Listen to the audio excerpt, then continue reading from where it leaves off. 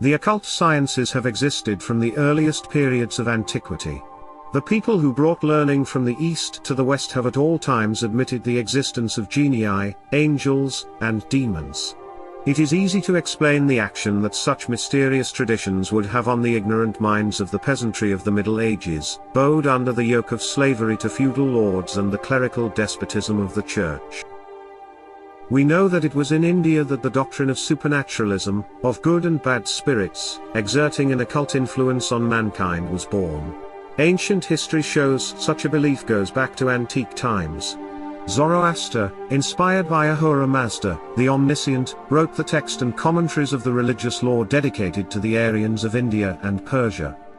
This law had for its object the destruction of the cult of Jews or demons, who infested the earth under human forms, and also to repress the naturalistic instincts of the most ancient people of Asia, by initiating them in a faith for celestial genii.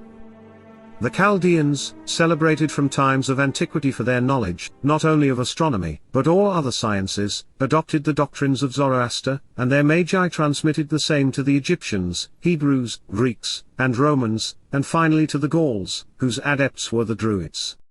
The Magi, according to certain bas-reliefs exhumed in Oriental countries, knew the virtue of hypnotic passes. We see figures with hands extended, influencing by their gestures the subjects, who, seated before them, have closed eyes. The Pythonesses and Sibylls did not have the power of foresight until they had passed through the crisis of an artificial somnambulism, and we find passages in antique authorities where this imposed sleep is discussed. The precepts of Zoroaster were differently modified among ancient people. Moses, who wished the glory of being the great prophet of Israel, wrote the law of Jehovah and abjured the Magi, by whom he had been initiated. The Hebrews meantime preserved the Mazadian religion in memory. They created magic. Ahriman became Astaroth, Beelzebub, Asmodeus and other demons, who had for interpreters the Pythonesses and prophetesses. Ormazd was transferred into a legion of angels and archangels, who appeared to adepts to make prophecies.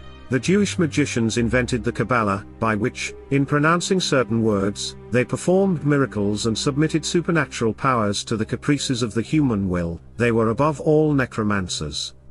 Magic was also known by the high priests in Pharaoh's court. Like the Magi of Media and Chaldea, they invoked the spirits and supernatural powers by methods and ceremonies consisting principally of gestures and songs.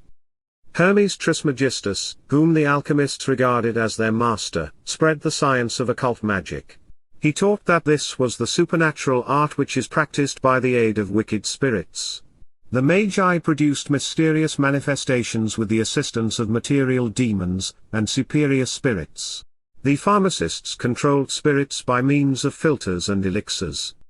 In Greece and in Italy the celestial genies were believed in, and they multiplied to infinity, peopling the Olympus of polytheism. Priests profited by the superstitious idea of the people who invoked the aid of the witches and sibyls who derived their wisdom from the Magi of the Orient. During all times of antiquity, there were corporations of priests, philosophers, theosophists, thaumaturgists and other sects, who exercised the trade of invoking spirits by conjuring them with charms, by enchantments and witchcraft, and changing by their aid the laws of nature.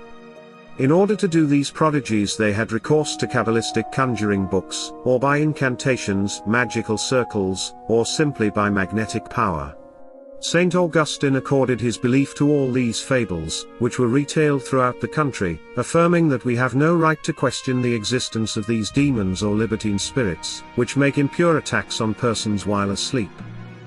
Decadence slowly ensued, so that Druidism disappeared, but the practice of magic, occult art, and the mysterious science of spirits were transmitted from generation to generation, but lessened in losing the philosophic character of ancient times. In a word, magic became sorcery. The adoration of nature and the grand ceremonies held at the foot of gigantic oak trees, gave way to hideous demons, gross superstitions, witchcraft, and the most immoral aberrations.